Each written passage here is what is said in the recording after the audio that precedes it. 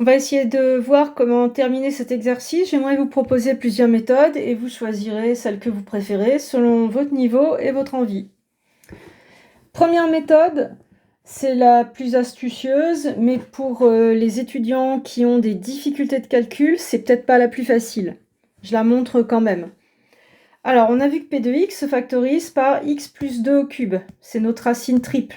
Racine triple, c'est multiplicité 3, je vous rappelle, c'est un synonyme. Mais rappelez-vous, on avait fait des tests, donc on a vu aussi que P de x se factorisait par x moins 1, parce qu'on avait vu P de 1 égale à 0. On avait même dit qu'il fallait garder ça dans un coin de sa tête, que, ok, on avait raté notre objectif qui était de trouver la racine triple, mais ça pouvait être utile. Et en effet, je vous rappelle que tous ces diviseurs-là, ils se multiplient du moment qu'ils sont différents. C'est comme quand vous avez un nombre n qui se divise par 2 au cube et par 5. Et ben, il va se diviser par 2 au cube fois 5. Parce qu'en fait, entre 2 et 5, ils sont premiers entre eux. Ben là, c'est pareil, en fait. Ces polynômes de degré 1, ils sont premiers entre eux. C'est comme ça qu'on dit. Et donc, quand vous avez des racines comme ça différentes, et ben, vous récupérez x plus 2 au cube fois x moins 1 qui divise p de x. Et donc, j'ai trouvé un énorme diviseur de mon polynôme p de x. Si je résume l'état des choses, p de x, c'était ce polynôme-là, je l'ai écrit en expansion.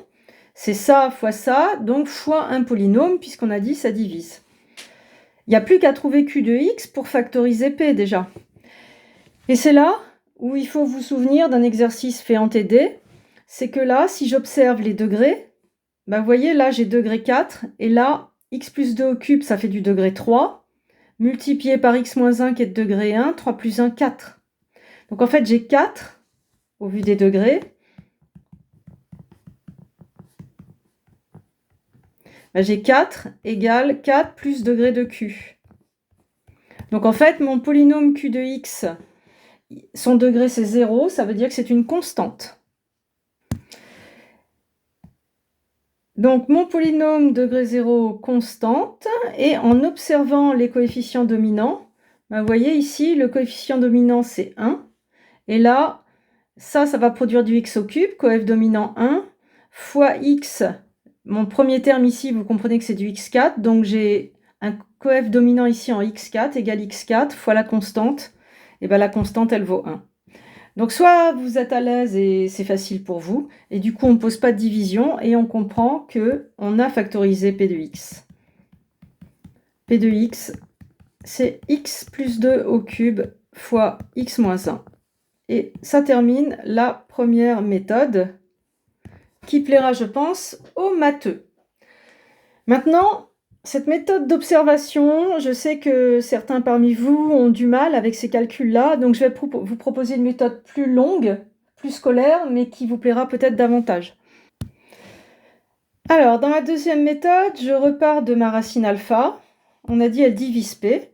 Bon, ben, je vais poser la division pour factoriser p. Ça va être raisonnable. Et donc, pour poser la division, il faut absolument que vos polynômes soient écrits sous forme de puissance décroissante. Donc, il faut faire x plus 2 au cube, il faut le développer. Je vous rappelle que vous pouvez utiliser un triangle de Pascal. Je vous ai appris à le faire dans une vidéo. Donc là, je vous rappelle que ça vous permet d'écrire a plus b au cube. C'est a cube plus 3. Le 3, je suis allée le chercher là. A carré b. Plus 3 que je vais chercher ici, AB carré, plus B cube. Et donc, x plus 2 au cube, j'applique la formule, ça fait x cube, plus 3 fois x carré, un petit fois 2, plus 3 fois x fois 2 au carré, plus 2 au cube. Et donc, ça fait du x cube plus 6x2. Il faut ranger le 3 fois 2 ensemble. Ici, 2 au carré 4, 12. 12x plus 8. Et après, vous posez la division de p de x euclidienne par ce polynôme-là. Donc, vous posez votre division et vous faites attention à avoir bien rangé les polynômes du monôme au degré le plus fort vers le monôme au degré le plus petit. Et c'est parti pour la division. Qu'est-ce qu'il faut pour atteindre x4 en multipliant x cube? Il faut faire fois x. Donc, on commence notre quotient avec du fois x. Ensuite, on fait le produit de x par tout ça. Et on va faire la différence entre ce polynôme et le produit. Donc, x fois x cube, x4. Ici, 6x3. X fois 12x, 12x2. X fois 8, 8x. Et je fais la soustraction. Les x4 se barrent, c'était voulu. Vous récupérez du moins x cube, moins 6x2, moins 12x, moins 8. On recommence, puisqu'ici, le degré n'est pas strictement inférieur. Je vous rappelle que la division s'arrête quand vous avez atteint un degré strictement inférieur au diviseur. Donc, par quoi faut-il multiplier x cube pour atteindre moins x cube? Par moins 1. Et c'est parti. On va multiplier tout le quotient par moins 1. Moins x cube, moins 6x2, moins 12x, moins 8. On fait la soustraction et on voit que ça fait 0 et on est rassuré, c'était le but. On a dit que ce polynôme-là divise celui-là. Si on n'avait pas trouvé 0, c'est qu'on s'est déchiré dans les calculs. Donc l'avantage de cette méthode, c'est qu'elle va nous rassurer aussi sur nos calculs. Vous voyez par exemple, si je m'étais trompée, si j'avais trouvé moins 2 racines, et puis je fais pas gaffe, je dis x moins 2 au cube divise p.